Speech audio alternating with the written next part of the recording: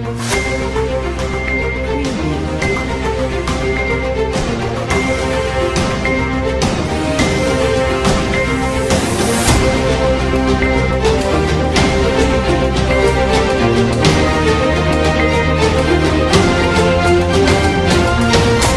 जगन्नाथ, जय श्री श्याम।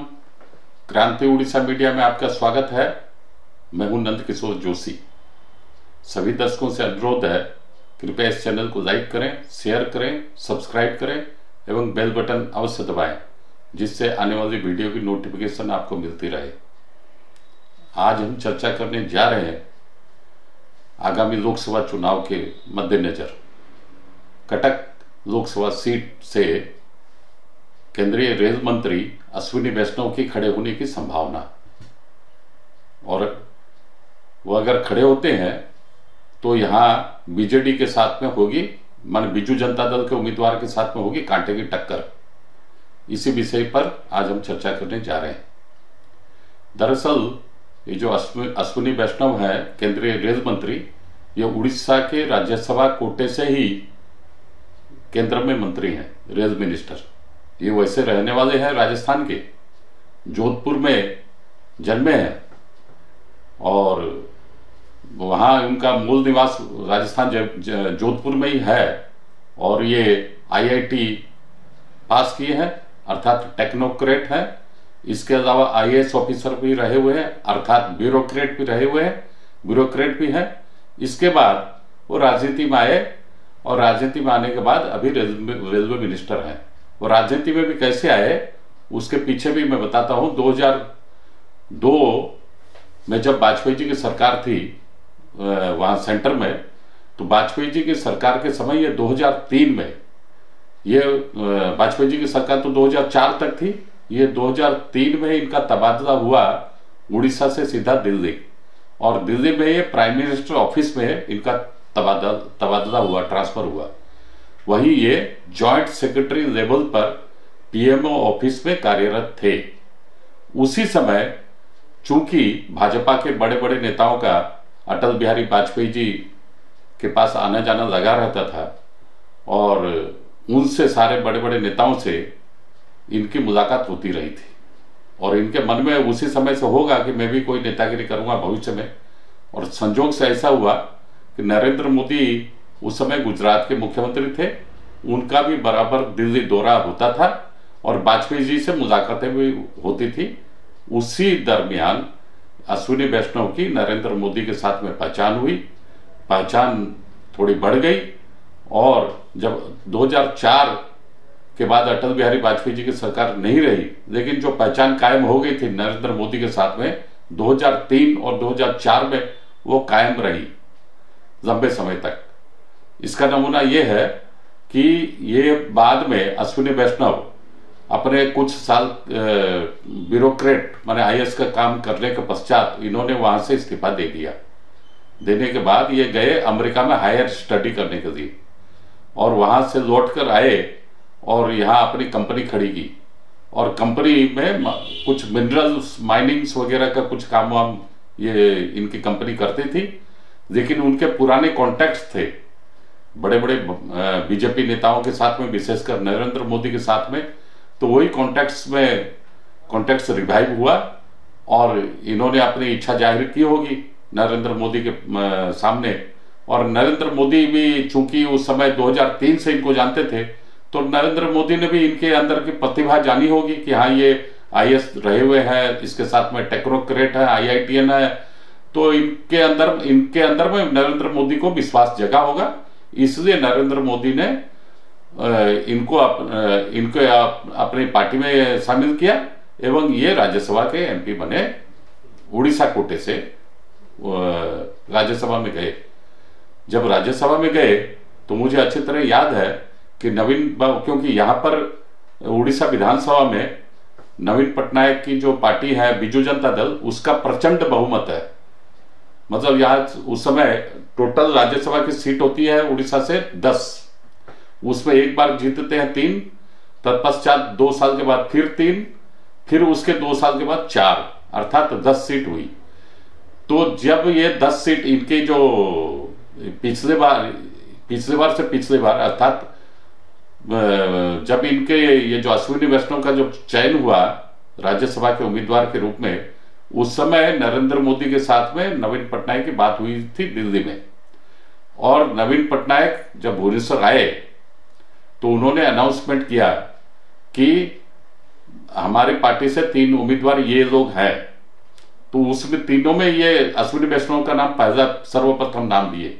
तो सब यहाँ के उड़ीसा के लोग भी चौंके कि अश्विनी वैष्णव क्या, वो तो टेक्नोक्रेट है, वो तो राजनीति में ज्वाइन भी नहीं किए थे। दरअसल उस समय फॉर्मली अश्विनी वैष्णव पॉलिटिकल पार्टी बीजेपी में ज्वाइन भी नहीं किए थे, लेकिन ऊपर ऊपर के लेवल में बात हो गई थी और नवीन पटनायक को बता दिया गया था। नवीन पटनायक ने भी आकर यहाँ पर मीडिया के सामने मुखातिब होकर बता दिया कि हमारे ये 3 उम्मीदवार हैं। उसमें 1 नंबर में उम्मीदवार का नाम था अश्विनी वैष्णव का। मीडिया वाले भी चौंके। मीडिया वालों को जब चौंके तो उस समय तो शायद किसी को नहीं समझ में आया होगा, लेकिन तब जाके सबको समझ में आ गया जब दिल्ली से पूरे अखिल भारतीय स्तर पर विभिन्न राज्यों में भारतीय जनता पार्टी के कैंडिडेट्स लोगों की जब नाम का अनाउंसमेंट हुआ, उस समय अश्विनी वैष्णव का नाम बीजेपी के लिस्ट, भारतीय जनता पार्टी के लिस्ट में उड़ीसा के अंदर में था। तब जाके लोगों को मालूम हुआ अरे ये तो नवीन बाबू जो बोले हैं बीजेडी से, ये दरअसल बीजेडी से नहीं भाजपा के candidate, BJP Bharatiya Janata party के कैंडिडेट है। तब फिर नवीन बाबू ने भी मुस्कुराकर हाँ में स्वीकृति दी। अर्थात मतलब वहां दिल्ली में बातचीत हुई थी नरेंद्र मोदी और नवीन पटनायक में, और ये बीजेडी कोटे से बीजेपी के मंत्री हुए, केंद्र में गए, राज्यसभा के एमपी हुए और केंद्रीय रेल मंत्री भी हुए। अच्छी बात है।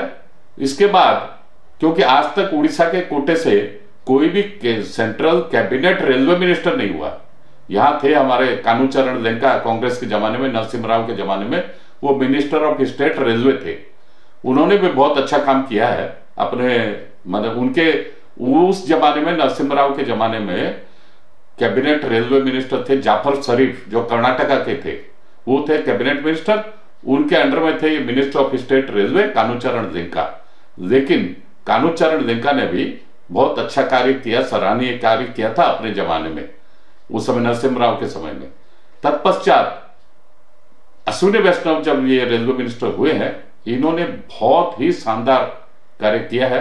उड़ीसा एक्चुअली बहुत पिछड़ा राज्य रहा है रेलवे के मामले में, और पहले तो यहाँ के कई मुख्यमंत्री बोले हुए भी हैं सभा मंचों पर, अगर अंग्रेजों को जरूरत नहीं होती कलकत्ता से मद्रास, जो आजकल चेन्नई है, कलकत्ता से मद्रास रेल लिंक करने के लिए अगर अंग्रेजों को जरूरत नहीं होती तो उड़ीसा में शायद रेलवे आती नहीं।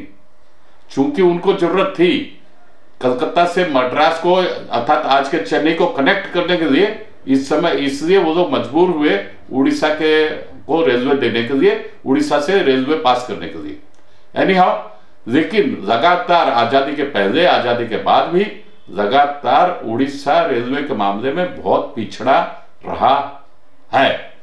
लेकिन अश्विनी वैष्णव आने के बाद जब रेलवे मिनिस्टर ये बन गए और लगातार उड़ीसा रेलवे के मानचित्र में, रेलवे में काफी कदम दर कदम आगे बढ़ रहा है। बहुत यहाँ पर जो ढीली ढाली जो प्रोजेक्ट थी और प्रोजेक्ट जो मतलब स्लोली चल रहा था, यहाँ पर काफी सब मतलब पुराने पेंडिंग प्रोजेक्ट्स काफी गति पकड़े हैं। उदाहरण के तौर पर मैं बताना चाहूंगा कि बलांगीर खुर्दा रेलवे लाइन ये आज भी कंप्लीट नहीं हुई है, और ये तो 25-30 साल से ये चल रही थी। लेकिन ये विगत 4-5 सालों में जो तेज गति पकड़ी है, करीब करीब मैं सोच, अभी जैसे ये अश्विनी वैष्णव परसों आए थे, और नयागढ़ बोल के जो डिस्ट्रिक्ट है, नयागढ़ के बाद एक 10 पल्ला एक अच्छा खासा सेमी अर्बन एरिया है, वहां भी एक नया मतलब रेलवे स्टेशन हो गया है। ये अश्विनी वैष्णव ने परसों ही उद्घाटन किया उसका, 10 पल्ला रेलवे स्टेशन। और नई ट्रेन अब जो खुर्दा रोड से 10 पल्ला तक जाएगी, जाना आना करेगी, उसको भी हरी झंडी दिखा दिए हैं। ट्रेन जो खुर्दा से 10 पल्ला तक अब आना जाना करेगी। अब 10 पल्ला से बलांगीर तक की जो दूरी है, उसी बीच में मैं सोचता हूं शायद होगा 60-70 या 80 किलोमीटर करीब काम वहां भी तेजी से चल रहा है। वो काम भी शायद साल 1.5 साल के अंदर में कंप्लीट हो जाएगा। तत्पश्चात खुर्दा से बलांगीर रेलवे लाइन का लिंक हो जाएगा। उधर से भी बलांगीर से भी काम चल रहा है, लेकिन वहां उस एरिया से थोड़ी गति धीमी है। इस एरिया से जो कोस्टल एरिया का है वहां गति थोड़ी तेज है। उस एक्चुअली बीच बीच में क्या होता है कि जंगल परमिशन भी लेना होता है, इसलिए थोड़ी गवर्नमेंट लेवल में भी थोड़ी थोड़ी देर हो रही है। अब मैं बता रहा हूं, जैसे अब तो ये तो मैंने परसों की बात बताई, ये 3 दिन के दौरे पर अश्विनी वैष्णव उड़ीसा आए हुए हैं। कल कटक के स्टेशन में उन्होंने कटक का में बोल दिया कि माणिया बंदो साड़ी, यहाँ पर आठगढ़ में माणिया बंदो बोल के जो जगह है वहां के हैंडलूम साड़ी बहुत फेमस है। वो माणिया बंदो की साड़ी का बोल दिए कि वो बिक्री होगी कटक स्टेशन रेलवे स्टेशन पर, क्योंकि हथकरघे से वो तैयारी होती है, हैंडलूम प्रोडक्ट है, उसकी डिमांड बहुत है, उसकी बहुत अच्छी अच्छी डिजाइन है, बाहर में भी एक्सपोर्ट होता है। उसका ये घोषणा की। तत्पश्चात यही कटक के पास में या धोबलेश्वर बोल के जगह है जो भगवान शिव जी का स्थान है और बहुत प्राचीन स्थान है, बहुत मान्यता है उड़ीसा के लोगों में। और वहां पर विशेषकर कार्तिक महीने में तो बहुत लोग जाते हैं, हजारों लाखों की संख्या में भीड़ होती है। चूंकि ये सब कटक डिस्ट्रिक्ट के अंदर का ही मामला है और ये कटक से ही लोकसभा उम्मीदवार होने की संभावना है, तो इनको तो चप्पे चप्पे के बारे में अच्छी तरह से मालूम था। ये चूंकि 2 साल करीब ये यहाँ पर रहे थे कटक में कलेक्टर, इनको सारी बातों का अच्छा ज्ञान था। और ये कल गए थे भी धोबलेश्वर मत्था टेकने। इसके अलावा इन्होंने घोषणा की है कि बड़म्बा नरसिंहपुर वो भी विधानसभा क्षेत्र में आता है और एक जो जाएगा खंडपड़ा तक रेलवे लाइन बनाएंगे। ये संभवतः कटक से ही ये इसको कनेक्ट करेंगे और वो खंडपड़ा जो जाएगी वो फिर इस खुर्दा बलांगीर रेल लाइन से लिंक कर देंगे। तो चूंकि खंडपड़ा जो है कटक लोकसभा में आता है लेकिन खुर्दा जिले में आता है, उसको वहीं पर खुर्दा से लिंक कर देंगे, ऐसी संभावना दिखाई दे रही है। तो इन्होंने जो आज तक किसी ने नहीं बोला कि भाई बड़म्बा नरसिंहपुर खंडपड़ा में रेलवे लाइन हो, उड़ीसा के लोगों ने या उड़ीसा के राजनीतिक पार्टियों ने, नेताओं ने आज तक कभी भी डिमांड नहीं की। किसी को भी, रेलवे मिनिस्टर को या केंद्र सरकार को आज तक किसी ने मेमोरेंडम भी नहीं दिया था। लेकिन अचानक रेलवे मिनिस्टर की घोषणा करना कि भाई बड़म्बा नरसिंहपुर में रेलवे लाइन जाएगी, खंडपड़ा जाएगी, इसका मतलब साफ साफ है खंडपड़ा भी खुर्दा डिस्ट्रिक्ट में होते हुए भी कटक लोकसभा कॉन्स्टिट्यूंसी का एक हिस्सा है। अर्थात जितने भी आज कटक, बारावटी कटक, कटक सदर, चौद्वार कटक, आठगढ़, बड़म्बा नरसिंहपुर और बाकी इसके अलावा खंडपड़ा, ये 7 कॉन्स्टिट्यूंसी 7 विधानसभा क्षेत्र को लेकर एक होता है लोकसभा क्षेत्र कटक का। और इन्होंने 4-5 के बारे में तो अनाउंसमेंट भी कर दिया, कुछ के बारे में काम कर दिया, कुछ के बारे में अनाउंसमेंट भी कर दिया। इसके अलावा यह भी तो हर महीने 2 बार आते हैं उड़ीसा, ऑन एन एवरेज 2 या 3 बार आते हैं, और जब भी आते हैं बराबर कटक इनका आना जाना भी होता है। तो इससे लगता है, और जितने भी पेंडिंग प्रोजेक्ट्स थे रेलवे के उड़ीसा में, सबको इन्होंने गति प्रदान की है। ये तारीफ काबिल काम किया है। इसके अलावा ये जो एक्सीडेंट भी हुआ था यहाँ पर बालेश्वर में, ये जो ट्रेन एक्सीडेंट पिछले 3-4 महीने पहले हुआ था, उसमें भी इन्होंने एक्चुअली 5-6 दिन वहां पर स्पॉट पे रहकर बहुत सराहनीय काम किया है। और चूंकि ये टेक्नोक्रेट भी IITian है, तो इससे इनको एक्चुअली क्या कि सारी बातें मालूम भी हो गई, कहाँ टेक्निकल फॉल्ट हुआ, क्या हुआ। ये सबको एक्चुअली भारत के इंडियन रेलवे को भी काफी लाभ मिला है, भारत की पूरी रेलवे व्यवस्था को काफी लाभ मिला है। और इनका चयन रेलवे मिनिस्टर के हिसाब से भारत के लिए बहुत बेहतरीन चयन साबित हुआ है। मोदी जी को भी धन्यवाद देना चाहिए इसलिए कि बहुत अच्छे टेक्नोक्रेट को, ब्यूरोक्रेट को आपने चयन किया है रेलवे मिनिस्टर के तौर पर।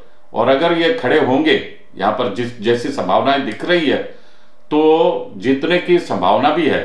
बीजेडी के साथ में टक्कर होगी। किसके साथ में टक्कर होगी? और ये भी बात है, यहाँ बीजेडी, बीजू जनता दल की तरफ से 6 या 7 बार लोकसभा चुनाव में जीते हैं भर्तृहरि महताब। उनके पिताजी यहाँ पर मुख्यमंत्री 2-3 बार रहे हुए हैं।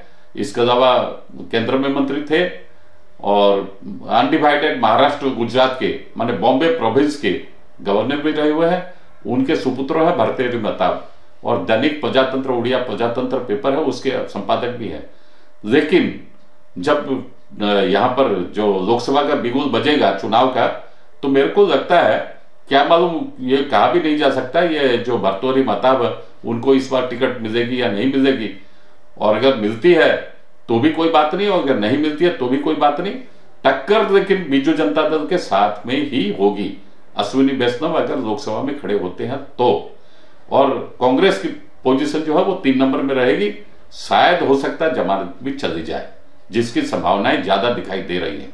आज के अंक में इतना ही, अगले अंक में फिर मिलेंगे। जय हिंद, वंदे मातरम।